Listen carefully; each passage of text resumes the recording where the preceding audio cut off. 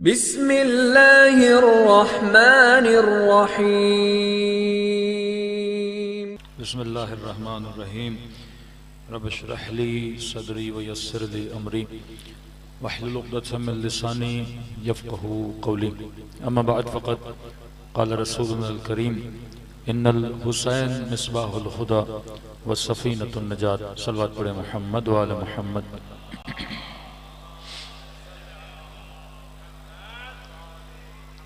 दुआ है परवरदिगार आलम हम सब की इबादतों को अपनी बारगाह आली में कबूल फरमाए और जो मकसद ज़िंदगी मकसद इबादत लेकर फ़र्श अज़ा पर आए खुदा उन मकासद में हम सबको कामयाबियाँ कामरानियाँ नसीब फरमाए।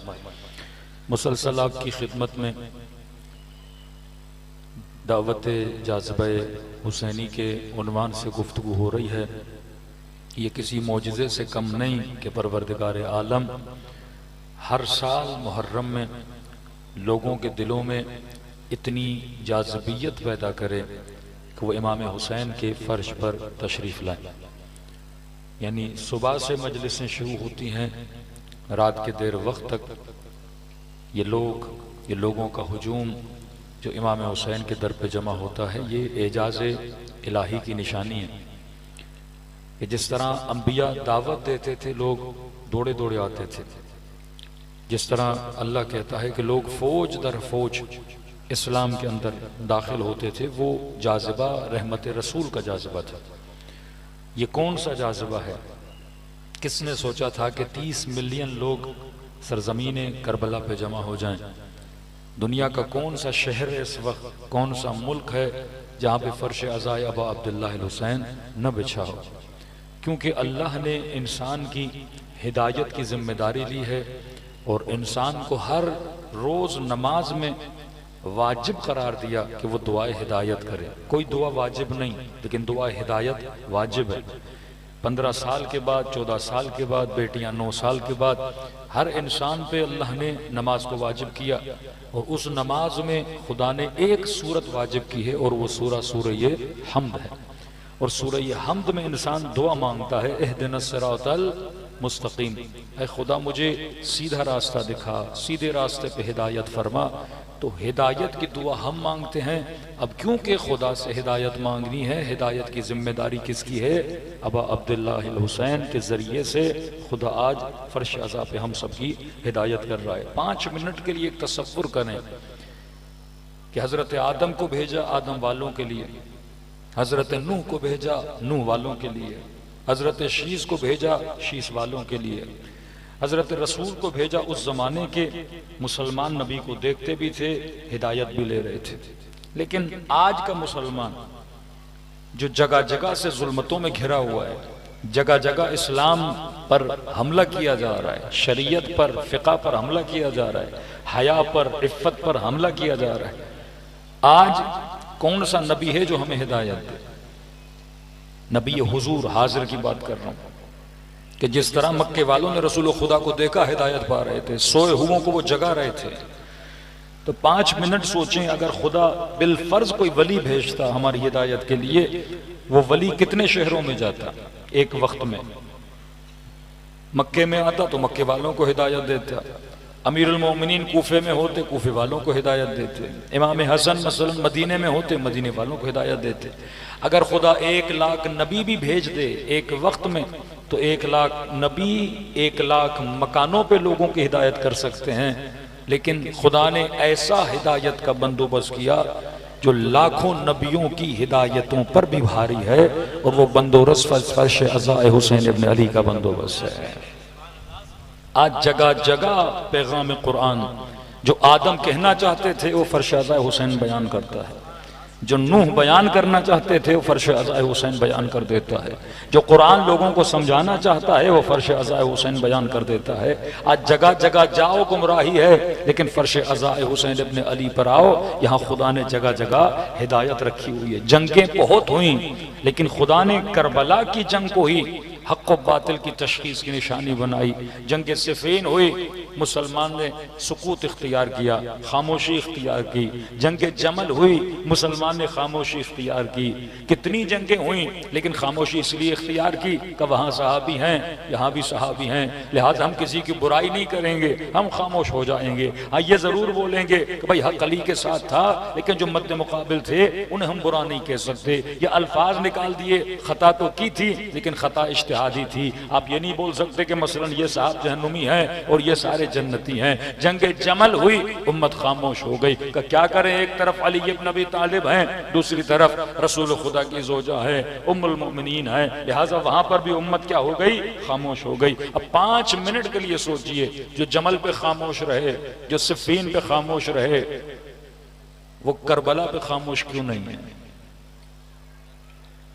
आज करबला में शिया हो सुन्नी हो सब कहते हैं हक किसके साथ था, हुसैन के साथ था। आज सब कहते हैं कि यजीदी कौन है, जहन्नुम की तरफ जाएंगे। आज अपनी सियासी तकरीरों में बयान करते हैं कि जनाब हम किसके साथ हैं, अबा अब्दुल्लाह हुसैन के साथ हैं। करबला में ऐसा क्या था? अब फलसफे अबा अब्दुल्लाह हुसैन आपको समझ में आएगा कि मौला हुसैन जब मदीने से करबला की तरफ जाने लगे तो अब्दुल्ला इब्न उमर ने कहा कि अबा अब्दुल्ला, करबला बच्चों को क्यों लेकर जा रहे हैं? अब्दुल्ला इब्न जुबैर ने कहा कि आप बच्चों को लेकर क्यों जा रहे हैं? वो शायद आपके जहन में भी सवाल पैदा हो कि इमाम हुसैन जंग ही लड़नी थी तो अबा अब्दुल्ला अकेले चले जाते हैं। 6 महीने का अली असगर लेकर क्यों जा रहे हैं? 4 साल की सकीना लेकर क्यों जा रहे हैं? अपनी बहन बीबी ज़ैनब को लेकर क्यों जा रहे हैं? इंसान जब जंग पे जाता है तो सिर्फ मर जाते हैं। ये पूरा कुंबा, पूरा कबीला, पूरा खानदान बच्चों के साथ करबला क्यों जा रहे हैं? क्योंकि करबला ने बातिल के चेहरे से निकाब को उतारना था। आज का मुफ्ती जो सिफ़ीन पे खामोश है, जमल पे खामोश है, क्या गारंटी थी कि इमाम हुसैन अगर अली अकबर को लेकर जाते और हजरत अब्बास को लेकर जाते और अपने असहाब को लेकर जाते और जंग होती, यहां से भी कुछ मारे जाते, वहां से भी कुछ मारे जाते, और आज की मुफ्ती से पूछते कि हक कहाँ है, बातिल कहाँ है, यही कहते जनाब ये भी सहाबी की औलादे हैं, मद्दे मुकाबिल लश्कर में आने वाले भी असहाब की औलादे हैं, लिहाजा उनसे खता इज्तिहादी हो गई, हमें ये कहने का हक नहीं है, हम खामोशी इख्तियार करेंगे। फैसला कौन करेगा? परवरदिगारे आलम करेगा। तभी मेरे मासूम इमाम फरमाते हैं, अगर करबला में अली असगर न होते तो हक व बातिल की पहचान न होती। कहा हर शहीद शहीद हुआ, शैतान चीखा नहीं।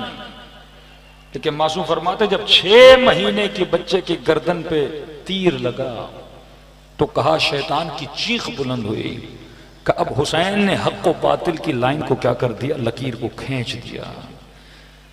कहा ऐ इब्न साद, लानत हो तुझ पर लश्कर यजीद में से लोग बोले कि तुमने तो ये बोला था कि हुसैन बेअत नहीं कर रहा, इसीलिए हुसैन का कत्ल जायज है। अकबर को मारते तो कहते 4 जवान हमारे मरे, 4 जवान तुम्हारे दुनिया से चले गए, हमारे बूढ़े मरे तो तुम्हारे भी बूढ़े मरे। लेकिन कहा कि इब्ने साद ये बता, ये 6 महीने का बच्चा जो अभी बालिग भी नहीं है, तुमने इससे कौन सी बेअत लेनी थी? जो अपनी ज़बान से पानी भी नहीं मांग सके, उसके गले पे तुमने तीर मारा। फरमाया क़यामत अबा अब्दुल्लाह हुसैन ने हुज्जत बना दी। अब सिर्फ करबला नहीं, हर मजलिस में जब गैर शिया ये सुनेगा करबला में कोई 6 महीने का बच्चा था जिसके गले पे तीर लगा था, वो अपने आप से पूछेगा ये कौन से मुसलमान थे जो बच्चों को कत्ल करने के लिए आए थे? दुश्मनी हुसैन से थी, नबी की नवासियों को तमाचे क्यों मारे? दुश्मनी हुसैन से थी। कौन नबी जादियों को कनीज में मांगता है? इमाम ने कहा इस करी चेहरे से हुसैन इब्न अली निकाब उतारेगा। हुसैन वो शख्सियत है जो हक को बातिल को पहचान करवाती है। जो हुसैनियत को समझ गया वो हर जमाने में यजीदियत को भी समझ जाएगा। जो हुसैनियत को समझ गया वो वक्त के जुल्म और जालिम को पहचानने की तवानाई भी अपने अंदर रखता है। आज पूरी उम्मत कंफ्यूज है। छोटा सा मसला लानत का है, उसमें भी कंफ्यूज है कि जालिम पे लानत भेजनी चाहिए कि नहीं भेजनी चाहिए, इतने कंफ्यूज हैं।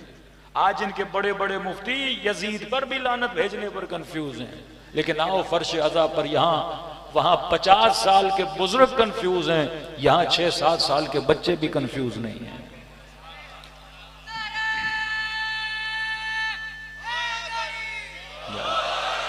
ये पिछले साल मैंने जिक्र किया था, फैसलाबाद के 2-3 गले फाड़ मुफ्ती हैं, उनसे बाकायदा पूछा गया कि यजीद पे लानत भेज सकते हैं कि नहीं, तो गोया गलों में हड्डी अटक गई।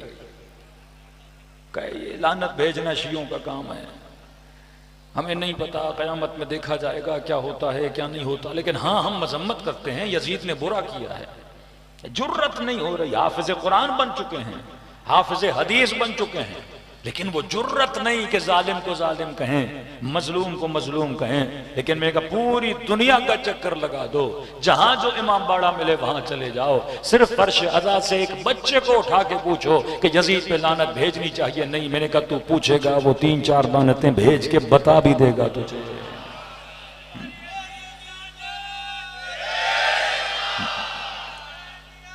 जिंदाबाद जिंदाबाद, मुर्दाबाद मुर्दाबाद।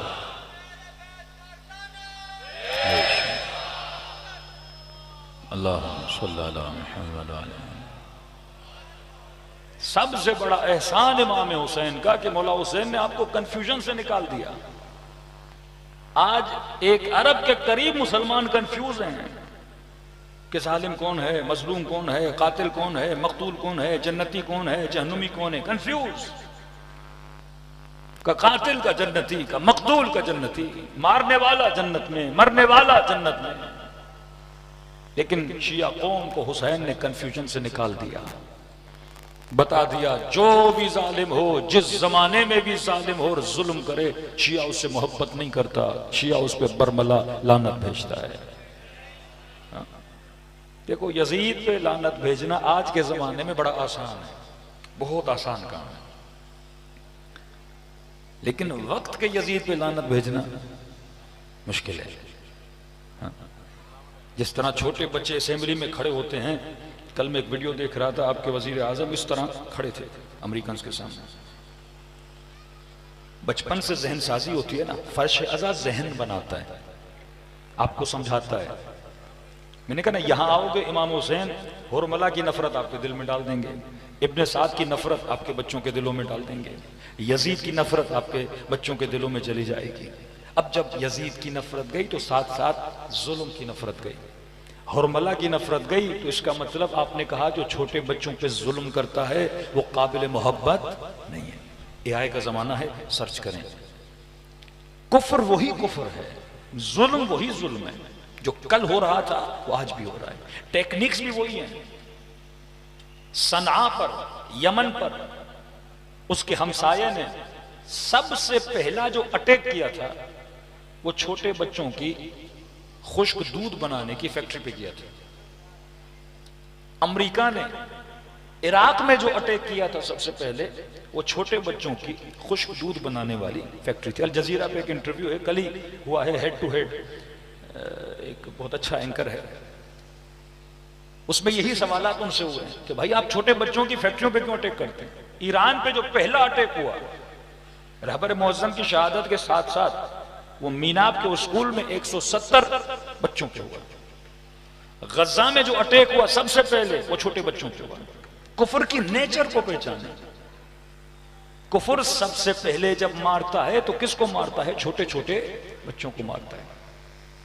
अगर मद्दे मुकाबिल दुश्मन को अगर उसके हौसलों को तोड़ना है तो पहले इनके बच्चों को मारो, क्योंकि बच्चे को अगर दूध नहीं मिलेगा रोएगा, रोएगा तो मां बर्दाश्त नहीं कर पाएगी। ये घर में बैठे मर्द को परेशान करेगी कि भाई क्यों फला से दुश्मनी कर रहे हो, हमारे बच्चों को दूध नहीं मिल रहा। लेकिन वहां बच्चे मारे, सब कुछ किया, शिया कौम झुकी नहीं, क्योंकि करबला में कोई अली असगर मौजूद था। आपको दर्स दिया गया, देखो रुबाब का हौसला पस्त नहीं हुआ, बीबी उम्मे लैला का हौसला पस्त नहीं हुआ, बीबी उम्मे फरवा का हौसला पस्त नहीं हुआ। करबला आपको एक रोल मॉडल देकर जाती है। यहां तक कि अहले सुन्नत के बड़े आलिम डॉक्टर इसरार भी ये कहने पर मजबूर होते हैं कि दुनिया की हर कौम को शिकस्त हो सकती है, लेकिन जिस कौम के पास हुसैन जैसा रोल मॉडल है उसे अमेरिका शिकस्त दे। हुसैन वो हौसला है जो कौमों को क्या बनाता है, बहादुर। तो तारीख के यजीद पे लानत भेजना आज के दौर में बड़ा आसान है, अभी मेरी मीडिया टीम की फ़ोन आई कि मौलाना आपकी IRC की जितनी मजालिस वो टिकटॉक और यूट्यूब से उन्होंने डिलीट कर दिए कि आपने कुछ क्रिमिनल ऑर्गेनाइजेशंस का जिक्र किया। ये AI का ज़माना है, वो आपको सुनते नहीं है, ऑटोमेटिकली डेटा निकलता है कि आप किसका नाम ले रहे हैं, किसका नाम नहीं ले रहे, किसका जिक्र कर रहे हैं, किसका जिक्र नहीं कर रहे, वो फौरन आपका डेटा, ये निज़ाम कुफ्र है, वो आपको सुनने भी नहीं देगा। प्लेटफॉर्म उनका है ना, यूट्यूब उसका प्लेटफॉर्म है, आप मजलिस सुन रहे हो, फेसबुक उसका प्लेटफॉर्म है, टिकटॉक उसका प्लेटफॉर्म है, इंस्टाग्राम उसका प्लेटफॉर्म है। रहबर मुअज्जम जो जवानों को कहते थे भाई तुम उसके मैदान में उसके साथ कैसे लड़ोगे, इतना आगे बढ़ो कि अपना मैदान बनाओ। अगर मैं जहाज बनाऊं लेकिन पार्ट्स उससे लूं, कल वो पार्ट नहीं देगा, मैं जहाज कैसे बनाऊंगा। मैंने फ्यूल की फैक्ट्री लगानी है, सारी टेक्नोलॉजी उसकी होगी, मैं अपने मुल्क को तरक्की याफ्ता कैसे करूंगा। दुश्मनी इसीलिए थी क्योंकि ये सब कुछ अपना बनाते थे। हर टेक्नोलॉजी हर शय में, आज व्हाट्सएप हम यूज करते हैं, पूरा डेटा उनके पास है। चाइना कितना तेज है, वीचैट बना दिया, हर चीज उन्होंने अपनी बनाई। उन्होंने AI बनाया, चाइना ने अपना AI बनाया। तो आज यजीद का नाम लो तो यूट्यूब पे आपकी तकरीर बंद नहीं होगी, इमाम हुसैन का नाम भी लो तो आपकी तकरीर बंद नहीं होगी, लेकिन वक्त के यजीद का नाम लो आपको ब्लॉक कर देंगे। इतना आसान है समझना कि दुश्मन को किससे खतरा है। आज हमारे पास खतीबों को समझ नहीं आती, 10 दिन मजलिस पढ़ते हैं पर मौत आती है रहबर मौज़ूम का नाम लेने में, अशरे के अशरे गुजर जाते हैं। जिस शख्स ने इतना कौम को शऊर दिया अपनी शहादत से, लेकिन नहीं, गोया मौत आती है, मौत। मसलहतों का जमाना खत्म हो गया इतनी बड़ी शहादतों के बाद। कम से कम अपनी कौमों को शऊर तो दो कि आज अमेरिका, इसराइल, जो बच्चों का कातिल, जो जवानों का कातिल, जिसने सैकड़ों खवातीन के साथ ज्यादतियां की, इस दुश्मन को किस चीज से खतरा है। लाख यजीद पे लानतें भेजो, उनको खतरा है, लेकिन आप वक्त के यजीद का नाम लोगे, खतरा है। हाँ, करबला के 72 शहीदों का नाम लो, आपको ब्लॉक नहीं किया जाएगा, लेकिन एक कासिम सुलेमानी का नाम लो, जगह जगह से ब्लॉक कर दिया जाएगा। सैयद अली खामनी का नाम लो, जगह जगह आपको ब्लॉक कर दिया जाएगा। वो कहते हाँ सुन्नती रहो, वो ओल्ड माइंडेड रहो, वो पुरानी सुन्नतों पे बाकी रहो, सिर्फ अपने बच्चों को कहानियां सुनाओ, किस्से सुनाओ, कंपैरेटिव डिस्कशन नहीं करो कि करबला से मैंने सीखना क्या है। पूरा कुरान इसी पर है। खुदा जब कौम लूत का जिक्र करता है, मुसलमानों की तंबीह करता है। खुदा जब कौम यहूद का जिक्र करता है तो मुसलमानों की तंबीह करता है। कुरान आया मुसलमानों के लिए, खुदाया तो किसकी भैंस का जिक्र कर रहा है। सबसे बड़ा सूरह बकरा किसके बारे में? बनी इसराइल में। आले इमरान बनी इसराइल के बारे में। इतने किस्से, कभी यूनुस का किस्सा, कभी हूद का किस्सा, कभी इब्राहिम का, कभी इस्माइल का, कभी यूसुफ का। क्यों खुदा मुझे सुना रहा है? खुदा पहले किस्सा सुनाता है, फिर तुझे कहता है वातबिरू या उलिल अलबाब, आए साहिब अक्ल, कुरान से कुछ सीखो। सीखोगे तो कुरान बाइस हिदायत है, तारीख पढ़ोगे तो बाइस हिदायत है। तुमने बुत परस्त नहीं बनना। अगर तवाफ खाने खुदा भी कर रहे हो, उसमें सोचो कि खुदा मुझे तवाफ क्यों करवा रहा है। अगर मुसल्ले इबादत पर भी खड़े हो जा तो सोचो मेरी नमाज से खुदा को क्या मिलता है। अगर माह मुबारक रमजान में 30 रोजे रखते हो तो लॉजिकली अकलानी तौर पर सोचो कि खुदा मुझे भूखा क्यों रख रहा है, खुदा मुझे प्यासा क्यों रख रहा है। मेरी भूख से खुदा को क्या मिलेगा, मेरी प्यास से खुदा को क्या मिलेगा, मेरे गिरिये से अबा अब्दुल्ला हुसैन को क्या मिलेगा, मेरे मातम से इमाम हुसैन को क्या मिलेगा। जब तक हिकमत दीन को नहीं समझोगे तब तक दीनदार नहीं बन पाओगे, तब तक हदफ और मकसद दीन पे नहीं चल पाओगे। लेकिन बगैर हिकमत के इबादत करना ऐसे है जैसे इंसान बुत परस्ती कर रहा है। बुत परस्त भी हैं जो बुतों को पूज रहे हैं, सजदे पे सजदे कर रहे हैं। ऐसे ही आबिद थे जो इमाम हुसैन के कातिल बने, ऐसे ही जाहिद थे जो अमीरुल मोमिनीन के मुकाबले में खड़े हो गए। हम तो सिर्फ सुनते हैं इब्न मुलजिम, लेकिन हमें नहीं पता इब्न मुलजिम की तारीख क्या है। जरा दुश्मन को भी तो पढ़ो, उसका पेशीना क्या था, उसकी हिस्ट्री क्या थी, उसका पास क्या था। इतना बड़ा नमाजी कारी कुरान दुश्मन अली कैसे बना। काजी शुरै, काजी कुज़ात, इल्म हासिल करना काफी नहीं, उस इल्म से फायदा लेना। काजी बन गया, लेकिन जौन जितनी अकल नहीं, काजी बन गया। वहबे कल्बी जितनी अकल नहीं, काजी बन गया। जनाबे हुर जितना शऊर नहीं है। इतना इल्म हासिल करने के बाद भी अगर जीनतो हवा वो हवा से दुनिया की मोहब्बत हो तो दुश्मन हुसैन हो जाता है। क्योंकि नमाज पढ़ तो रहा था पर शैतान के मुसल्ले पे पढ़ रहा था, इबादत कर तो रहा था लेकिन दिल का किबला उसने शैतान को बनाया हुआ था। तो मेरे अजीज, फर्श अज़ा आपको खालिस बनाने के लिए है, ताकि कुलूब जब खालिस हो जाए। अब जब एक सजदा भी करो, छठे इमाम की हदीस है, जिसने 2 रकात नमाज खुलूस से पढ़ी वजब अलैहिल जन्नत, खुदा ऐसे बंदे पे जन्नत को वाजिब करता है। सल्लल्लाहु पढ़े मोहम्मद व आले मोहम्मद।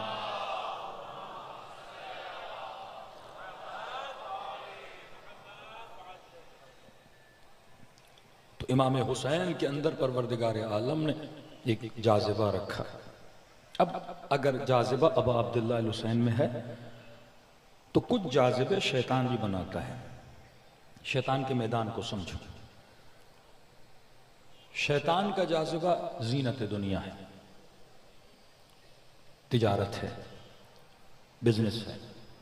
वो सुबह से शाम तक एक फिक्र पे लगाता है कि पैसा कैसे बनाना है। फिर वो ये सिखाता है, जब पैसा बना लिया फिर सुबह से शाम तक ये सिखाता है कि तुमने पैसा खर्च कहाँ करना है। आज वेस्टर्न वर्ल्ड में जाएं, 5 दिन वो कमाते हैं, 2 दिन वो सोचते हैं हफ्ते के एंड में, एंड ऑफ द वीक, कि हमने लगाना कहाँ है। 50 साल कहते हैं कि हम मेहनत और जहमत करेंगे और बुढ़ापे में हम क्या करेंगे, घूमेंगे और फिरेंगे। यही फिक्र है। सुबह से शाम तक आपको इस जीनत में लगाए रखता है। इब्ने साद जीनत शहर रह, शिम्र जीनत सिक्का दिरहम। लेकिन इमाम हुसैन के लिए कौन सी चीज जीनत थी कि वो शख्स कहे कि गोदी कत्लगाह में हुसैन एड़ियां रगड़ रहे हैं, लेकिन वहां पर भी निगाह खालिक की तरफ है और आवाज रिजन बरिजा तस्लीमन ले अमरे ला माबूद सिवाक। कहे खुदा बस इतना बता, तू हुसैन से राजी हुआ कि नहीं हुआ। हद्दल इम्कान बस एक कोशिश है कि किसे राजी किया जाए, परवरदिगारे आलम को राजी किया जाए। फिर वो आवाज आया, या अय्युहतुन नफ्सुल मुतमइन्ना इरजिई इला रब्बिका राज़ियतन मर्दिया। एक खुसूसियत जो शख्सियत अबा अब्दुल्ला में, जिसकी वजह से वो लोगों को जज्ब करते हैं, कहते वो खुसूसियत सिफत रहमानियत की है। आज अगर आप फर्श अज़ा पर हो तो अल्लाह ने आपके अंदर एक सिफत रखी है, वो सिफत मेहरबानी, रहमानियत। मोमिन का मोमिन के लिए दिलसोज होना। 40 पे ये सिफात आपको बहुत नजर आती हैं। रसूल का लक़ब था कि वमा अरसलनाका इल्ला रहमतन लिल आलमीन, हमने आपको आलमीन के लिए रहमत बना के भेजा। फरमाए सिफत रहमानियत से कभी भी दूर न होना। हमेशा परवरदिगार आलम के लिए पॉजिटिव सोचा करो, कभी नेगेटिव न सोचा करो। कुछ लोग हैं जो खुदा के लिए सूए ज़न करते हैं, का नहीं, वो निज़ाम हुसैन का मालिक नहीं। इतने मजालिम हुए बीबी ज़ैनब पे, लेकिन फरमाया मा रअयतु इल्ला जमीला, ज़ैनब ने हुस्न के अलावा कुछ नहीं देखा। एक शिकायत बीबी उम्मे रुबाब नहीं करती, एक शिकायत हजरत अब्बास नहीं करते कि अल्लाह के लिए अच्छा सोचोगे तो तुम्हारे लिए अच्छा होगा, क्योंकि खुदा क्या है, सिफत रहमान का मजर है। जब उसने इंसान को खल्क किया तो सबसे पहले कहा रहमान खलक़ल इंसान, वो रहमान था इसीलिए उसने इंसान को खल्क किया। अगर माँ बच्चे से मोहब्बत करती है तो सिफत रहमानियत की वजह से, बाप अपनी औलाद में मेहरबान है सिफत रहमानियत की वजह से। और अमीरुल मोमिनीन का फरमान है, अल्लाह की रहमानियत के 100 जुज हैं, एक जुज सिर्फ खुदा ने दुनिया में भेजा है, 99 जुज खुदा ने आखिरत के लिए रखे हैं। और दूसरी हदीस में फरमाया वो जो 99 आखिरत में है वो सारे का सारा खुदा ने अहले बैत रसूल को अता किया हुआ है। अगर खुदा की रहमानियत के 99% को देखना है तो अहले बैत अलैहिस्सलातु वस्सलाम को देखो, इनकी सखा को देखो, इनकी मोहब्बत को देखो। फरमाया हजरत आदम ने जब तर्क औला किया जमीन पर आए। लेकिन पहले किस्सा सुन लें ताकि रहमानियत का आपको एहसास हो। कहते हैं हजरत मूसा गुजर रहे थे, उन्होंने देखा एक पहाड़ी पे एक खातून है जिसकी गोद में 6 महीने का बच्चा है, अपने सीने से लगा के उस पहाड़ी पे चढ़ रही है। अतः मूसा कहते हैं वो खुद को गोया मौत के मुंह में भी डाल रही है, लेकिन बच्चे को नहीं छोड़ रही, चिपकाया हुआ है बच्चे को अपने सीने पे। हजरत मूसा ने कहा परवरदिगारा, ये माँ जो बच्चे से इतनी मोहब्बत कर रही है ये किस वजह से है? अल्लाह ने फरमाया मूसा ये मेरी रहमानियत की सिफत है जो मैंने माँ के दिल के अंदर रखी, अगर मैंने रखता ये माँ बच्चे से मोहब्बत न करती। क्या खुदाया थोड़ी देर के लिए उसके दिल से ये चीज निकाल दे। अल्लाह ने कहा ठीक है। अरे मूसा कहते हैं जैसे खुदा ने कहा मैं निकाल रहा हूं तो मैंने देखा उसी माँ ने अपने बच्चे को उसी पहाड़ी पे रखा और खुद आगे बढ़ गई। 6 महीने का बच्चा जैसे जमीन पे पड़ा, अपने पांव हिलाने लगा, हाथ हिलाने लगा, ज़ारो कतार रोने लगा, लेकिन माँ को जर्रा बराबर भी परवाह नहीं थी, वो आगे बढ़े जा रही थी। हज़रत मूसा से बर्दाश्त नहीं हुआ, परवरदिगारा माँ के दिल में वापस रहमानियत की सिफत को डाल दे। जैसे खुदा ने वापस पलटाई उस रहमानियत की सिफत को, ये माँ दौड़ती हुई तड़पती हुई बच्चे के पास आई और सीने से लगा दिया। फरमा अगर तू बच्चे से मोहब्बत करता है और माँ अगर बच्चे को सीने से लगाती है, ये माँ का कमाल नहीं है, ये उस मोहब्बत का कमाल है जो खुदा ने माँ के सीने के अंदर डाली हुई है।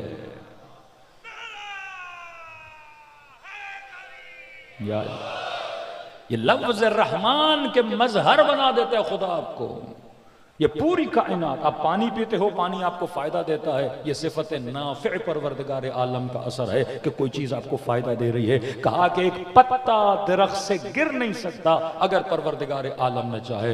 हजरत आदम तरके औला करके जमीन पर आए, परवरदिगार आलम को अर्ज की खुदाया मैं तो नबी हूं, इस बदबख्त ने मुझसे तरके औला करवा दिया, मेरे बच्चे क्या करेंगे, मेरी नस्लें क्या करेंगी, इस शैतान से कैसे बचेंगी। कि खुदा तूने खुद कहा कि हर इंसान जब पैदा होता है उसके पीछे 2 शैतान होते हैं, भला इन शैतानों से कैसे बचेंगे। ये हाल रहा तो मेरी पूरी नस्ल कहीं जहन्नुमी न बन जाए। परवरदिगारा तू रहमान है, तू रहीम है, तू मेरे बच्चों पे मेहरबान बन, तू कोई हदिया दे, तू कोई अता दे। अल्लाह की आवाज है जिब्राइल आदम को कह दो कि मैं चंद चीजें ऐसे अता कर रहा हूं और उसके कहने पे अता कर रहा हूं। परवरदिगारा कौन सी चीज। अल्लाह की आवाज आई अगर तुम्हारी नस्ल में से तुम्हारा कोई बच्चा नेकी का इरादा भी करेगा मैं उसके नाम अमल में नेकी को लिखूंगा। अभी नेकी की नहीं, आपने इरादा किया हुसैन की मजलिस में जाना है, जा नहीं पाए, अल्लाह उस इरादे को भी क्या शुमार करता है, नेकी करता है। हजरत आदम ने कहा खुदा और दे।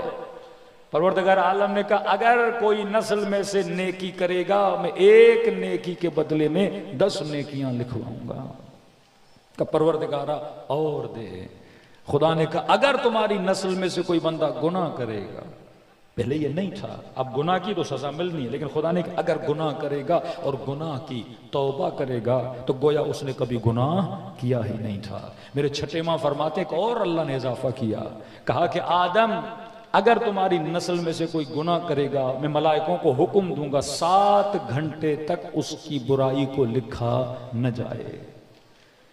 और उलमा फरमाती है नमाजों के बीच में जो खुदा ने फासला रखा शायद इसलिए रखा है कि सुबह को गुनाह किया, दोपहर को मुसल्ली इबादत पर आए, तौबा करे, खुदा उसके गुनाह को क्या कर दे, मिटा दे। इन्नल हसनात युज़हिब्न सय्यात, जो हसनात हैं इंसान के गुनाहों को मिटा देते हैं। कहा और खुदा से मांगा। परवरदिगार आलम ने कहा ऐ आदम अगर तुम्हारी नस्ल में से कोई गुनाह करता है और गुनाह करने के बाद अपने गुनाह को अया नहीं करता, हया खाता है, गुनाह को छुपाता है, गुनाह के इस्तितार करता है, किसी को बताता नहीं है, अल्लाह कहता इसने तौबा की नहीं है, लेकिन क्योंकि ये हया कर रहा है, अपना गुनाह लोगों को बताता नहीं है, मैं उस हया की खातिर इसके गुनाह को माफ कर दूंगा। और फरमाया अगर नेकी छुप के करेगा, एक नेकी का 10, लेकिन का अगर नेकी बिल इस्तितार करेगा, छुप के करेगा, किसी मोमिन की मदद की ऐलान नहीं करवाया, मस्जिद बनाई ऐलान नहीं करवाया, कि नेकी छुप के करता है तो फिर खुदा कहता है एक नेकी के बदले में मैं 70 नेकियों को सवाब से क्या करूंगा, अता करूंगा। तभी मासूम फरमाते खुदा के लिए हुस्न ज़न कभी बुरा ना सोचा करो, क्योंकि उसकी रहमत का दायरा इतना वसी है, तभी उसने तेरे दिल में हुसैन इब्न अली की मोहब्बत को दाखिल किया हुआ है। लेकिन जवानों के लिए एक जुमला फरमाते बड़े से बड़ा गुनाह किया हो, एक तो अल्लाह की रहमत से मायूस नहीं होना, क्योंकि दुनिया का कोई गुनाह भी अल्लाह की रहमत से बड़ा नहीं है। ये जाज़िबे परवरदिगार आलम है। क्या आप दुआए कुमैल में पढ़ते हैं कि माँ हाँ कज़ा ज़न्नु बिक, ऐ खुदा मैंने नहीं सोचा कि तू मुझे जहन्नुम में डालेगा। ऐ खुदा कैसे मुमकिन है जो पेशानियां तुझे सजदा करें तो उन पेशानियों को जहन्नुम में डाले। ऐ खुदा कैसे मुमकिन है जिस जबान ने या अल्लाह कहा हो उस जबान को तू जहन्नुम में डाले। आगे मज़ाहिरी एक जुमला और बढ़ाते फरमाते हैं खुदा कैसे मुमकिन है जिन होठों ने हुसैन की जरी का बोसा लिया हो, तो उन होठों को जहन्नम में डाले। ऐ खुदा कैसे मुमकिन है जो हाथ हुसैन के लिए सीने पे लगे हों तो उस बदन को जहन्नम में डाले? कि जितना खुदा के लिए हुस्न ज़न करोगे खुदा उतना तुझे क्या करेगा, अता करेगा। शैतान चाहता है बंदा खुदा के लिए बुरा सोचे। यजीद ने क्या कहा, ज़ैनब खुदा ने तुझे असीर बनाया, खुदा ने तेरे भाई को मारा, खुदा ने तेरे बच्चों को मारा। बीबी ज़ैनब ने अल्लाह के लिए क्या सोचा, अच्छा सोचा। फरमाया मा रअयतु इल्ला जमीला, अच्छा सोचा और खुदा ने उसी हुस्न को कायनात में फैला दिया। यजीद इसारत को देख रहा था, बीबी ज़ैनब गुनाहों में उन असीर गुनहगारों को देख रही थी जो फर्श अज़ा पे आने के बाद और बन बन के बाहर निकल रहे थे। ये हुस्न फर्श अज़ा था, ये हुस्न फर्श अज़ा था। और रहमत इलाही जो रहमत वासिआ है। अमीरुल मोमिनीन के पास एक जवान है, जवानों के लिए अर्ज कर रहा हूं, कभी भी गुनाह करो अपने गुनाह को बताया ना करो, हया किया करो खुदा से। आज सोशल मीडिया है ही इसके लिए कि अपने गुनाहों को फैलाएं। निज़ाम शैतान जीनतों को दिखाओ, निज़ाम शैतान छोटा सा घर लिया दिखाओ, छोटा सा मोबाइल दिया दिखाओ। आज ये बीमारी है ना, थोड़ी महंगी सी वॉच ली तो बार बार आगे पीछे करेगा कि जनाब देख लो मैंने बड़ी महंगी वॉच पहनी हुई है। आईफोन का नया मोबाइल ले लिया तो पिछला हिस्सा दिखाएगा कि 3 कैमरों को देख के समझ जाए कि नया मॉडल मेरे हाथ में है। ये जो माई सेल्फ है ना, फोटो भी लेते हैं तो सेल्फी, ये निज़ाम शैतान सेल्फ को उभारता है। निज़ाम खुदा सेल्फ को नहीं उभारता, वजूद खुदा को उभारता है कि तू यहां अल्लाह की जात में जज्ब होने के लिए आया है। दुनिया में अल्लाह लिल्लाह, आखिरत तेरे लिए है। वहां खुदा तुझे उभारेगा कि यौम तरल मुमिनून वल मुमिनात यस्आ नूरुहुम बैन अयदीहिम व बिअयमानिहिम। वहां तो है ही रियाकारी ना आखिरत में, कि चलेंगे और कहा ऐसे लोगों को देखेंगे जिनके चेहरों से नूर टपक रहा होगा। हर बंदा जाके पूछेगा कौन हो, कहां से हो, कौन सा अमल था, इतने चमक रहे हो। अली तुम और तुम्हारे शिया अला मनाबिर मिन नूर, कयामत के नूर के मिंबरों पर बैठे होंगे। जाहो जलाल में ऐसा लिबास जन्नतियों को पहनाया जाएगा, ज़ुमरुद अकीक सोना और जेवर जेब तन करके इनको लाया जाएगा। वहां तुझे दिखाया जाएगा, यहां तूने खुदा की जात को दिखाना है। करबला में हुसैन ने किसके नाम को बुलंद किया, परवरदिगारे आलम के नाम को बुलंद किया। आज जितने शुहदा आप देखेंगे बस अल्लाह का नाम लेते हैं, फना फिल्ला हो जाते हैं, अपनी फिक्र नहीं करते, दीन खुदा की फिक्र करते हैं, इसमें खुदा की फिक्र करते हैं। जब कायनात में आओ तो कभी भी अपनी जात को आया ना किया करो, रियाकारियों में मुब्तला ना हुआ करो, और अगर गुनाह भी करो तो उस गुनाह को फैलाया ना करो सोशल मीडिया के जरिए से। ये सोशल मीडिया आपके दिलों में हसरतों को पैदा करने वाली मशीन है। एक झोपड़ी में बैठा हुआ शख्स बड़े घर को देखता है, दिल में हसरत पैदा होती है। एक बच्ची जिसकी शादी नहीं हुई रंग बरंग शादियां टीवी पे देखती है, उसके दिल में तमन्ना और ख्वाहिशें और हसरतें पैदा होती हैं। फिर इसी रेस में शैतान सुबह से शाम तक हमें लगाता है और हम भूल जाते हैं कि हम दुनिया में किस मकसद के लिए आए थे। फरमाया दुनिया महल जीनत है, महल ज़ेब व जीनत है। कुछ चीजें हैं आपको अट्रैक्ट करती हैं, खासा दुनिया है या चीजें अट्रैक्ट करती हैं। खवातीन गोल्ड मार्केट से गुजरती हैं तो आप देखते हैं सोने की दुकानों के सामने खड़ी हो जाती हैं। इट्स वेरी नेचुरल, वो चीज़ उसको क्या करती है, अट्रैक्ट करती है। लेकिन इतना अट्रैक्ट न करे कि इंसान खुदा को क्या हो जाए, भूल जाए। मोहब्बत करो औलाद से, अल्लाह से ज्यादा नहीं। मोहब्बत करो माल से, अल्लाह से ज्यादा नहीं। मोहब्बत करो अपने घर से, अल्लाह से ज्यादा नहीं। ये चीजें दुनिया में चली जाएंगी। मौला फरमाते बड़े से बड़े घरों में रहने वाले आखिर में नसीब क्या होती है, 1.5 मीटर जमीन नसीब होती है। 300 जोड़े घर में पड़े हुए हैं, आखिर में थोड़ा सा कफन है जो आपको नसीब होगा, और आखिर में 40-50 साल के बाद ये बदन भी मिट्टी बन जाएगा। लेकिन बाकी क्या है, तुम्हारा अमल है जो बाकी रहता है। अगर तुमने अल्लाह की इताअत करके और हुसैन के पैगाम को समझ के अंजाम दिया हो। अब जाहिर कोई खातून, किसी ने मुख्तलिफ मसाइल, लोग होते हैं ना मौलाना आजकल रिश्ते नहीं हो रहे, बच्चियों के बड़े मसाइल हैं, फिर हम उल्टी सीधी चक्करों में पड़ जाते हैं। मौलाना नजर लग गई होगी, मौलाना किसी ने जादू कर दिया होगा, मौलाना वो कर दिया होगा। इस पे मैं कल आऊँगा, इस बहस पे जो जाज़िब हुसैनी का एक हिस्सा भी है और अमीरुल मोमिनीन से भी कई अहादीस इसके बारे में है। ये हजरत सुलेमान का जमाना नहीं है जनाब कि आपके ऊपर जादू हो, न कोई यहाँ पे जिन घूम रहे हैं कि आपके ऊपर कोई जादू करे। आज मुश्किलात इसीलिए हैं क्योंकि तर्ज जिंदगी तर्ज शैतानी बन चुका है। ये पूरी मशीनरी जो हमारी जिंदगी की है वो निजाम शैतान की है, वो आपको कंट्रोल कर रहे हैं। आज एक खातून रंग और रोगन चेहरे पे लगा के और मेकअप करके जब बाहर निकलती है तो 4 जवानों को अट्रैक्ट करती है, इसके रिश्ते भी ज्यादा आते हैं। आज बाकायदा बेटियों को माएँ बोलती हैं कि फला शादी में जाओ, मिक्स गैदरिंग है, 4 लोग देखेंगे, आपको पसंद करेंगे तो हमारे पास क्या आएंगे, बेटी के रिश्ते आएंगे। दूसरी तरफ मुतदय्यन फैमिली जो बच्ची बाहर नहीं निकलती या इतना सिंगार करके नहीं निकलती, अब जवान का माइंड वही बन चुका ना, पसंद करेगा शादी करेगा, किसी को देखेगा बस शादी करेगा। वो सिस्टम तो खत्म हो गया कि माएँ जाए रिश्ते मांगने जाए। पूरा निजाम क्योंकि निजाम शैतान बन चुका है, निजाम कुफ्र बन चुका है, जीनतों का निजाम बन चुका है। अब यहां मुतदय्यनीन परेशान हो जाते हैं, नेक बच्चियां परेशान हो जाती हैं। तो ये परेशानियां किस चीज की वजह से है? उस निजाम की वजह से है जिस निजाम में अभी हम जिंदगी गुजार रहे हैं। वो निजाम हमें तकलीफ दे रहा है। अगर पूरा निजाम इलाही बन जाए कि फरमाया जब इमाम जमाना का ज़हूर होगा, कोई बंदा फकीर को इतना सोना देगा कि फकीर उठा नहीं पाएगा, कहेगा ले जा, मुझे जरूरत नहीं है, मेरे पास मेरे खाने के लिए पैसा इतना है, काफी है मेरे लिए।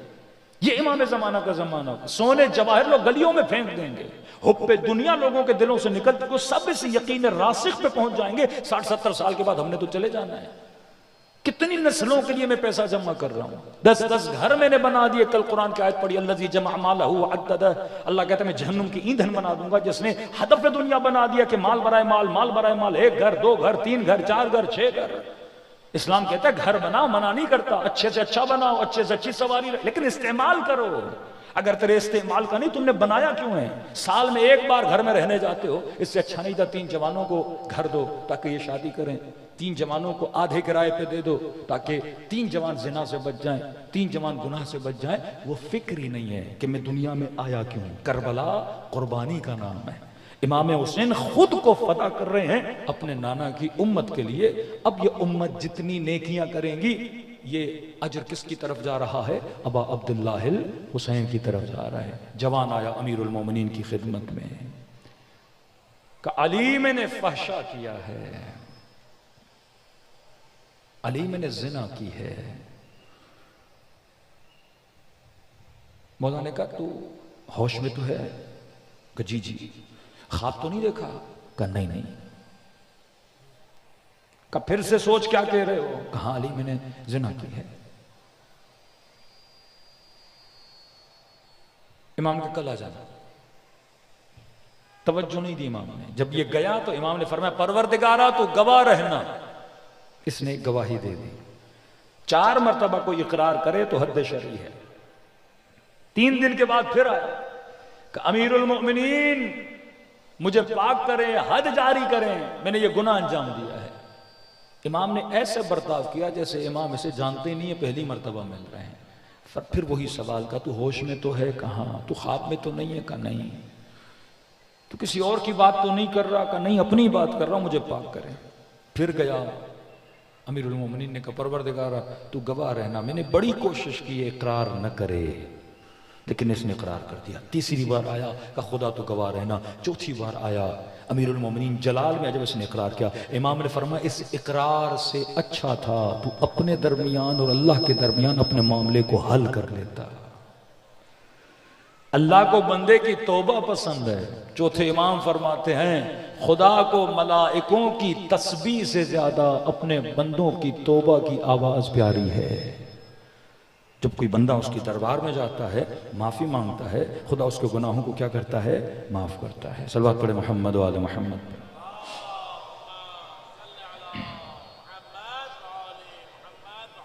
खुदा की रहमत का दरवाजा इतना वसी है, खुदा की रहमत इतनी बड़ी है, कभी भी खुदा की रहमत से मायूस नहीं होना चाहिए। दूसरा, खुदा से उतना मांगो जितनी उसकी वुसअत है। नादिर शाह हिंदुस्तान को फतह करने के लिए निकले। रास्ते में एक 10-12 साल के बच्चे को देखा जिसने बगल में कुरान पकड़ा हुआ था और जा रहा था। नादिर शाह रुका, बच्चे से पूछा कहां जा रहे हो? तो बच्चे ने कहा कुरान पढ़ने जा रहे हैं। क्या पढ़ोगे आज? तो बच्चे ने कहा ये सूरत पढ़ूंगा, इन्ना फतहना लक फतहन मुबीना। तो नादिर शाह बड़ा खुश हुआ, आवाज को सही कर दें। नादिर शाह बड़ा खुश हुआ, उसने कहा कि आपने आयत सुनाई है तो इसका मतलब मैं हिंदुस्तान जा रहा हूँ, मुझे अल्लाह फतह अता करेगा। बच्चे को कहा जरा मेरे करीब आ। बच्चा करीब आया, नादिर शाह ने अपनी जेब से सोने का सिक्का निकाला, बच्चे को दिया। बच्चे ने कहा सिक्का वापस लें, मुझे नहीं चाहिए। नादिर शाह ने कहा मैं सोने का सिक्का दे रहा हूं, बच्चे ले जा। कहा नहीं, घर जाऊंगा तो मेरी अम्मा मुझे मारेगी। कहा क्यों मारेगी? कहा पूछेगी तुमने ये पैसे कहां से लाए, कुरान पढ़ने गया था, सोने का सिक्का लेकर आया छोटा बच्चा। तो कहा कह देना मुझे नादिर शाह ने दिया था। तो कहा नहीं मेरी मां मानेगी नहीं। कहा क्यों नहीं मानेगी? कहा जाहिर है मैं आपका नाम लूंगा तो बोलेगी कि झूठ बोल रहे हो, इतना बड़ा बादशाह तुझे एक सिक्का देता, नादिर शाह अगर देता तो कम से कम पूरे थैला तुझे देता सिक्कों का। तो यकीनन कहीं से चोरी करके आया है। नादिर शाह को बात बड़ी अच्छी लगी, इसने घोड़े से उतरा, बच्चे को अपनी झोली फैला और सारे सिक्के उसने बच्चे की झोली में डाल दिए। यही मासूम समझाना चाहते हैं खुदा से उतना मांग जितनी खुदा की वुसअत है। अल्लाह से कम पे राजी न हुआ कर। हाँ माल दुनिया पे कनाअत है, लेकिन जब आखिरत खुदा से मांगो, सवाब खुदा से मांगो, हरम हुसैन में जाओ, रात के अंधेरी रातों में मुसल्ले पे बैठो, उतना मांग जितनी क्या है उसकी वुसअत है और वो अता करता है। कभी भी खुदा के लिए बुरा न सोचा करो। मुसीबतें आए मासूम फरमाते सब्र किया करो, नेमतें आए फरमा शुक्र किया करो। यही मजलिस हुसैन है, घर जाओ 2 रकअत नमाज है, शुक्राना बता करो। कहते चंगेज खान जब ईरान पहुंचा नेशापुर में, इसने बड़ा कत्ल गारत किया, बे इंतहा रहजन शख्स था, खून की नदियां बहा दी इसने नेशापुर में। नेशापुर से हमदान गया, ईरान का एक शहर है, हमदान के शहर के मैदान में इसने सारे हमदानियों को जमा किया, लोगों को जमा किया। लोग कांप रहे थे, जालिम है, गर्दनें काट देगा, मार देगा। चंगेज खान ने कहा कि मेरे एक सवाल का जवाब दो, अगर सही दोगे तो तुम लोगों को छोड़ दूंगा। कहा पूछिए। तो कहा ये बताओ मैं खुद यहां पे आया हूं या खुदा ने मुझे भेजा है? अब सारे लोग परेशान, अगर कहते हैं खुद आए हो का फिर भी मार देगा, अगर कहते हैं खुदा ने भेजा है फिर भी मार देगा। तो वहां से एक चरवाहा गुजर रहा था, उसने सुना, उसने कहा चंगेज खान मैं जवाब देता हूं। कहा जी दो। कहा न तू खुद आया है न तुझे खुदा ने भेजा है। कहा फिर क्यों आया हूं? कहा हमारे अमल ने तुझे भेजा है, क्योंकि हमारे ऊपर ऐसे ऐसे हुक्मरान आए, नेक आए, कुछ आए, हमने किसी की कदर नहीं की। खुदा ने तुझे हमारे ऊपर भेजा है, इसमें तेरा कसूर नहीं। किसका कसूर है? मेरे अमल का कसूर है। मासूम फरमाते जिंदगी में अगर कोई मुसीबत आए तो रहमत खुदा पे एतराज न किया करो, अपने अमाल को चेक किया करो, कहीं तुम्हारी वजह से तो कुछ नहीं हुआ। इमाम हादी का जमाना, मौला का साहबी जब गली से गुजर रहा था, हाथ दरवाजे में आया, जख्मी हो गया। गली से गुजर रहा था, आगे कोई घोड़े सवार आया, उसका पांव लगा, कांधा जख्मी हो गया। लोगों की भीड़ में फंसा, लोगों ने खिंचाव तनाव किया, इसके कपड़े फट गए। इमाम हादी के पास आया, कहने लगा मौला आज का दिन बड़ा नहस था। इमाम ने फरमाया कहता खुद को हमारा शिया है और अकीदे ऐसे रखता है कि दिन नहस था। इमाम फरमाया दिन को दोष क्यों देता है? एक निगाह अपने अमाल पे कर कि ये मुसीबतें जो खुदा भेजता है कसूर किसका है? तेरा अपना कसूर है। जंग नेहरवान, अमीरुल मोमिनीन जंग पे जा रहे हैं। एक शख्स जो सितारा शिनास था, अमीरुल मोमिनीन को कहा आज जंग पे नहीं जाइए, आज दिन बड़ा नहस है। ये कराची में कितनी जंतरियां बिकती हैं लोगों को बेवकूफ बनाने के लिए कि आज शादी करें नहीं करें, आज ये करें न करें, मौलाना दिन नहस है, दिन सही है। भाई कोई दिन महस वहस नहीं होता। अब विलादत और शहादत का ख्याल करो, दैट्स इट। अमीरुल मोमिनीन को कहा कि अली आज जंग मत लड़िए, नहस दिन आप हार जाएंगे। अमीरुल मोमिनीन ने कहा कि अल्हम्दुलिल्लाह खुदा ने मुझे कुरान दिया है, मेरा अकीदा तेरे वाला नहीं कुरान वाला अकीदा है। और कुरान कहता मैं यतवक्कल अलल्लाह फहुव हस्बुह, अल्लाह पे तवक्कुल किया करो, तेरा हिसाब और किताब किसके हाथ में है? अल्लाह के हाथ में। मौलाना का ये तो बता, मेरे लिए दिन नहस है, मैं हार जाऊंगा, उनके लिए दिन हसन है, वो जीत जाएंगे। एक ही दिन मेरे लिए नहस और उनके लिए क्या है? हसन है, उन्होंने कौन सी ऐसी खूबी अंजाम दी है? अपने लश्कर को कहा कि आगे बढ़ो और कहो बिस्मिल्लाहिर्रहमानिर्रहीम, अल्लाह की रहमानियत को याद करो। फरमाया कोई दिन नहस नहीं होता, ये इंसान का अमल है जो दिन को नहस भी बना देता है, और ये इंसान का अमल है जो दिन को अच्छा भी बनाता है। तभी फरमाया जिस दिन मोमिन गुनाह न करे वो मोमिन के लिए ईद का दिन है। सलवात पढ़े मोहम्मद वाले मोहम्मद। तो इन सारे खुराफात से अपने जहनों को साफ करें और सिर्फ परवरदिगार आलम की रहमत की तरफ तवज्जो हो। खुदा बेटियों के मसलों को भी हल कर देगा, खुदा रिज़्क़ की परेशानियों को भी दूर कर देगा। हम बार बार शैतान की सोच पे जाते हैं और शैतान जिंदगी में मुसीबतों पे मुसीबतें लाता है, लेकिन अगर खुदा पे तवक्कुल किया जाए। हुसैन ने किस पे तवक्कुल किया? परवरदिगार आलम पे। किसने सोचा था उस करबला को खुदा आज मोमिनों के लिए जन्नत बना देगा? यजीद को वल्लाह अगर पता होता कि इमाम हुसैन की शहादत के नतीजे में बनु उमय्या पे दिन रात लानतें भेजी जाएंगी, कभी ये काम न करता। ये खुदा का कमाल है। एक नक्शा शैतान बनाता है, एक नक्शा खुदा बनाता है। अमेरिका ने जब अटैक किया होगा कितने बड़े बड़े नक्शे बनाए होंगे। इसराइल ने जब हमला किया होगा कितने बड़े बड़े ये जो मैप निकलते हैं कि सारी अरब कंट्रीज को ले लें, ये उनके नक्शे हैं। और हमारे मोमिनीन परेशान हो जाते, मौलाना ऐसा ऐसा नक्शा पूरी दुनिया पे ये कब्जा कर लेंगे। जनाब वो उनका नक्शा है, एक नक्शा परवरदिगार आलम का नक्शा है। तुमने किस पे उम्मीद रखनी है? परवरदिगार आलम पे। करबला उम्मीद खुदा का नाम है। करबला आज़ाद और हुर जहनों का नाम है। उलमा फरमाते अगर मुसलमान नहीं तो मौला हुसैन फरमाते कम अज कम आज़ाद और हुर्रियत पसंद तो बन। ये पहचान तो अपने अंदर रख कि सही क्या है और गलत क्या है, खबीस क्या है और तय्यब क्या है। सल्लल्लाहु अलैहि मोहम्मद वाले मोहम्मद।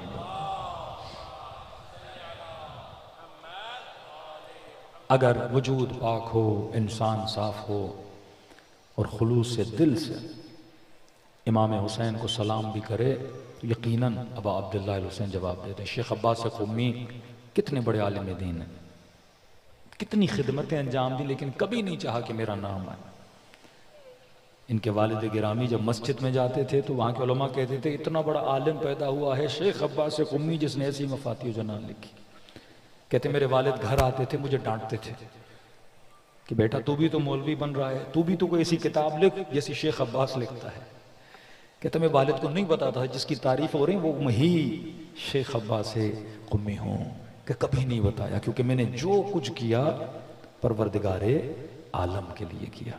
जिंदगी खुदा के लिए गुजारो, फिर देखो खुदा इज्जतें भी देता है, वक़ार भी देता है, नूरानियत भी अता करता है। दिलों को करबला की तरफ रवाना करें। हुसैन तो हुसैन है। स्याह गुलाम जॉन आज दुनिया उसे याद करती है, वहाब कल्बी दुनिया उसे याद करती है। इश्क कितना था। कुछ रिवायात में 90+ है जनाब जॉन। जनाब सईद और जनाब जॉन के लिए मिलता है बहुत एजड है। आया अबा अब्दुल्लाह के पास, इमाम हुसैन के पास, मौला मैं अपनी जान को आप पे कुर्बान करना चाहता हूँ। जॉन गुलाम हसन है, इमाम हसन गुलाम रसूल है। बाद में मिलता है जनाब अबू ज़र का गुलाम था, उन्होंने बख्श दिया था। मतलब बचपन से अहले बैत के बच्चे जॉन को देख देख के जवान हुए हैं। जॉन वो है, बच्चा बच्चा मोहब्बत करता है जनाब जॉन से। इमाम हुसैन के पास इतना बूढ़ा, कमर झुकी हुई, हाथों में राशा, बूढ़ा आदमी।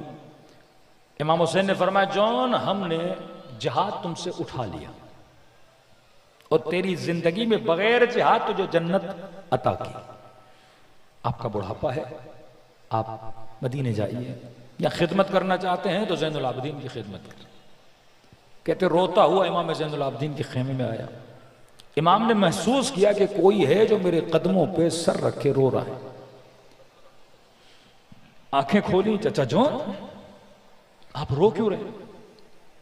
आका हुसैन ने मुझे कहा जाओ, जिहाद नहीं, माफ किया, जन्नत दी, खिदमत करनी है तो ज़ैनुल आबिदीन की जाके खिदमत करो।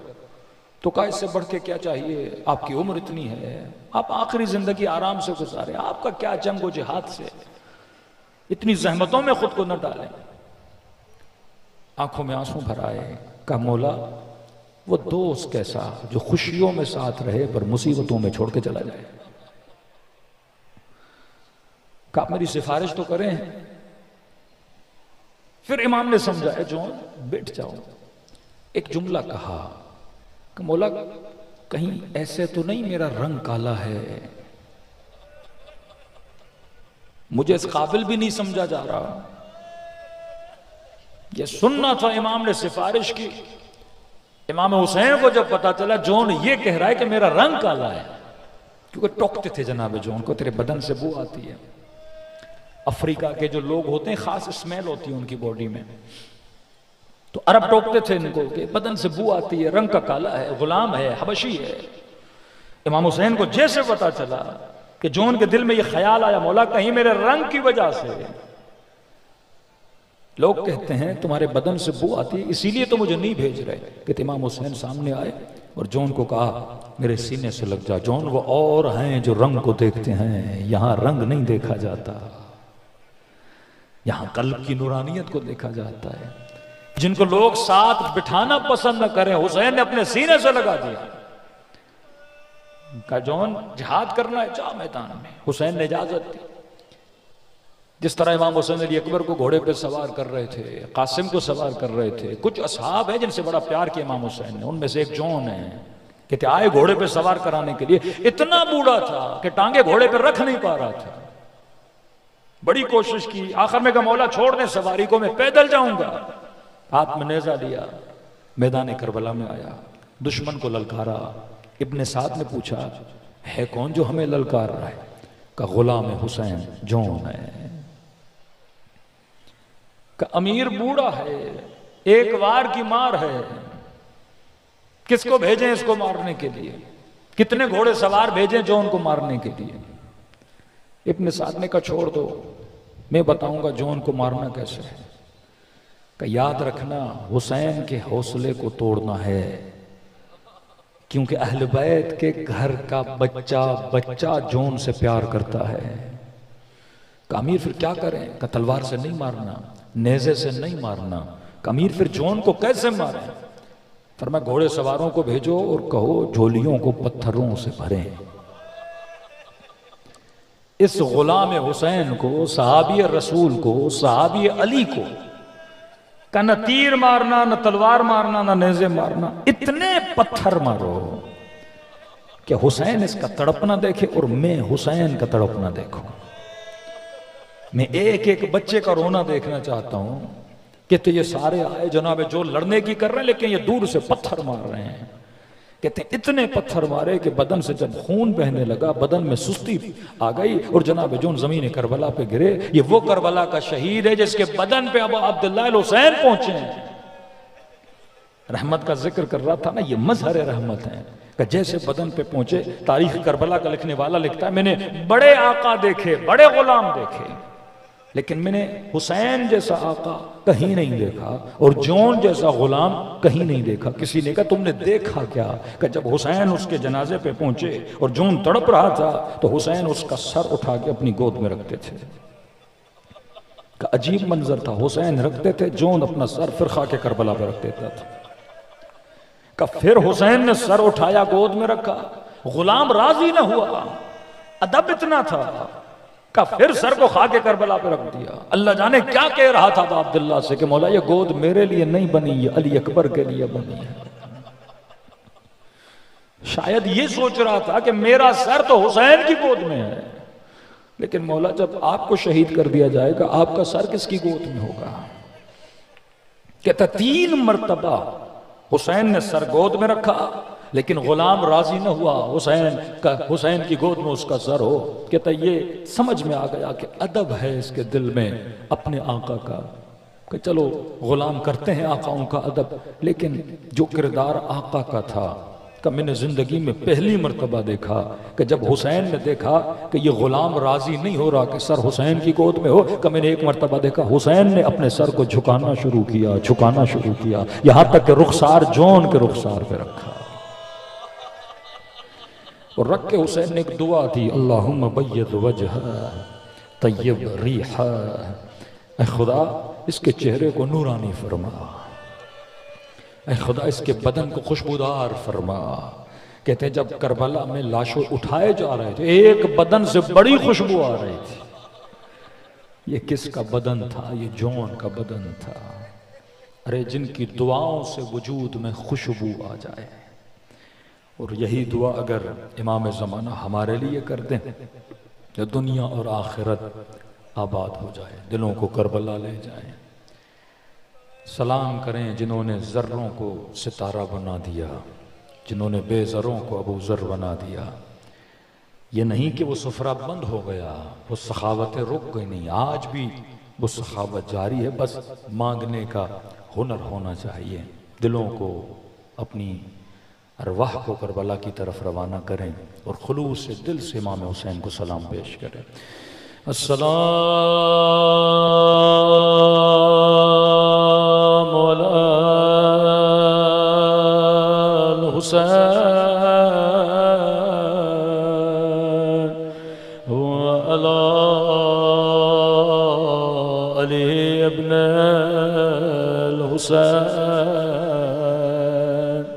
व अला औलाद हुसैन व अला अस्हाब हुसैन। सब मिलके अस्सलाम अला व अला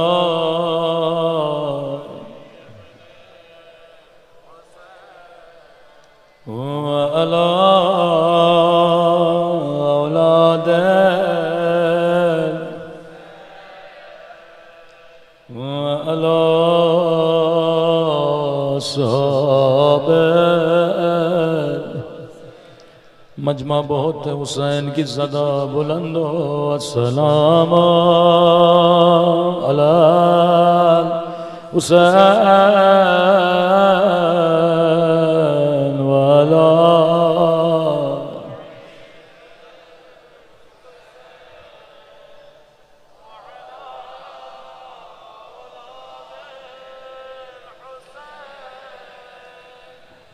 वाला साहब। मेरा सलाम हो उस बच्ची पे जब बाबा का नाम लेती थी, जालिम तमाचे मारता था। खुश नसीब हो आज हुसैन हुसैन कर रहे हो, तुझे कोई रोकने वाला नहीं है। लेकिन इस बच्ची के रोने पर भी पाबंदी थी। अगर बाबा के सर को देखती, देखने पर भी पाबंदी थी। यकीनन वालिदैन अपने बच्चों से बड़ा प्यार करते हैं। इमाम हुसैन को खास मोहब्बत थी अपनी बच्ची से। रिवायत के जुमले, सकीना खेमे में सीने पे हुसैन के सो रही थी। अचानक खेमे में दो बच्चियां आई। इमाम हुसैन ने बड़ी जल्दी से सकीना को सीने से हटाया, इन दो बच्चियों को सीने से लगाया। कभी रुखसारों का बोसा लेते थे, कभी सर पे प्यार करते थे।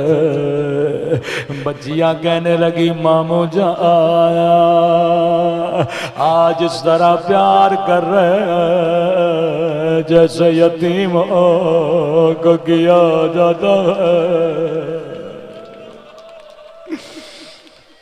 क्या बताएं हुसैन बच्चियों को, तेरा बाबा शहीद हो गया।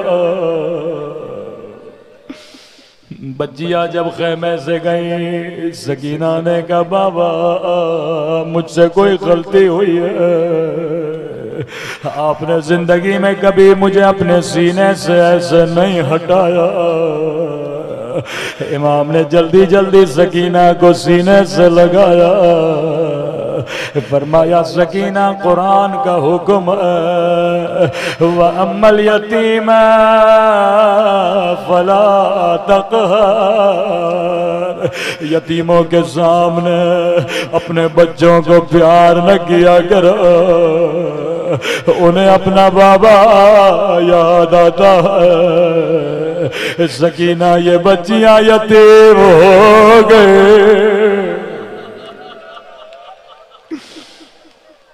4 साल बच्ची ने एक छोटा सा दर्स सीखा कि जब कोई यतीम होता है उसके चेहरे के बोझे लिए जाते हैं, उसके सर पे शफकत के हाथ फेरे जाते हैं। ये मजमा सकीना तेरी मजलूमियत पे कुर्बान, हाय हुसैन की बच्ची की किस्मत। ये सोच लिया जब कोई यतीम होता है उसे प्यार किया जाता है। रावी कहता है जब शाम गरीब आए एक मर्तबा आवाज गूंजी कद कुतल हुसैन, हुसैन मारे गए। बच्ची ने समझा कोई मुझे सीने से लगाएगा, कोई मेरे रुखसारों को प्यार करेगा। लेकिन एक मर्तबा शिमर आगे बढ़ा, इतने जोर से तमाचे मारे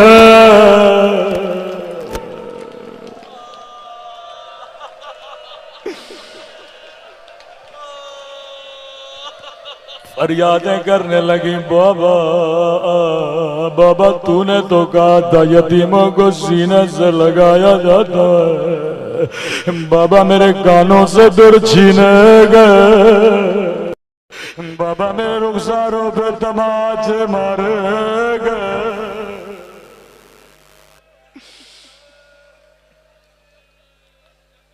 अल्लाह बड़े यतीम गुजरे करबला में। हर बीबी बड़ी मजलूम है क्योंकि उनके सामने उनके बच्चों को मारा गया। रुबाब भी मजलूम है लेकिन अली असगर गोद में था। बीबी उम्मे लैला भी मजलूम है लेकिन अली अकबर सामने था। बीबी उम्मे फरवा मजलूम है लेकिन कासिम सामने था। बीबी जैनब मजलूम है लेकिन ओनो मोहम्मद सामने है। लेकिन अजीजों इसी करबला में एक बीबी है जिसे न शोहर की खबर है न बच्चों की इत्तला है। जब भी इमाम हुसैन से मिलती थी कहती थी मौला मेरा शोहर तुझ पे कुर्बान, मौला मेरे बच्चे तुझ पे फिदा। सुनेंगे ये बीबी कौन है? ये मुस्लिम की बेवा जिसे न शोहर की खबर न 2 नन्हे बच्चों की इत्तला है।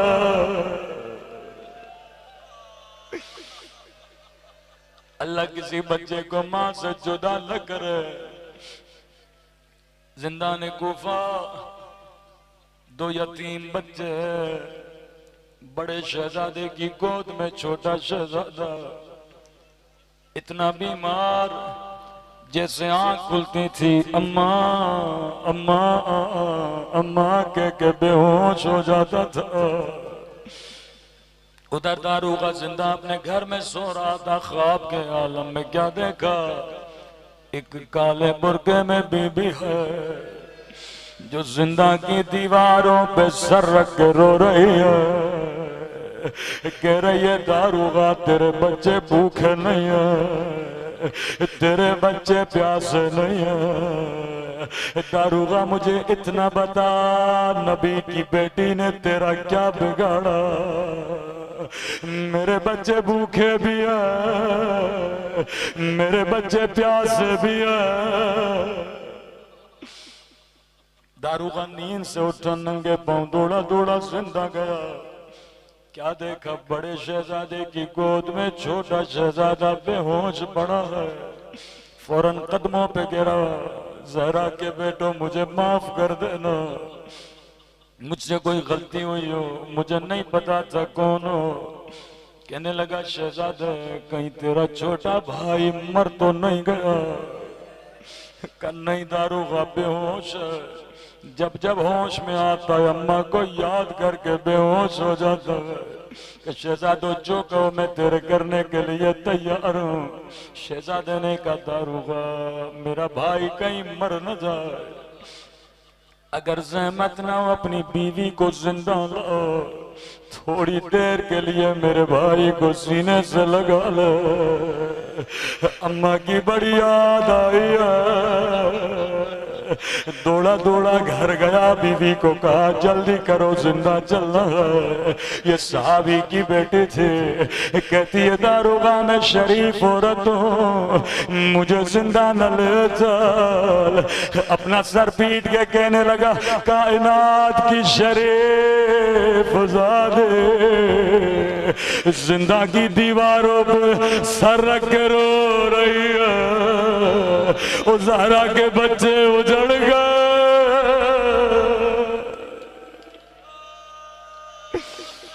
मोमिना जल्दी जल्दी बुर्का पहना, जिंदा में तशरीफ ले।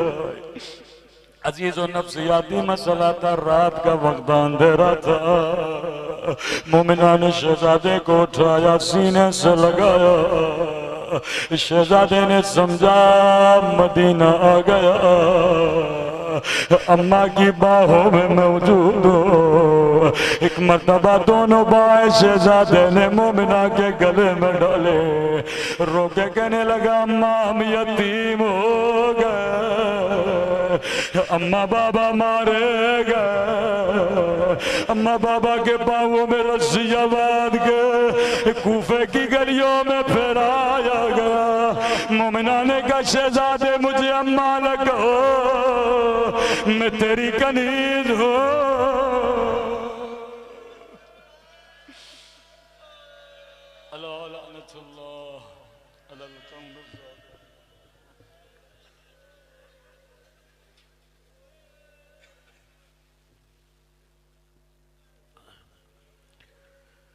दस्ता इमामिया के साहिब ब्यास से गुजारिश है कि वो तशरीफ लें।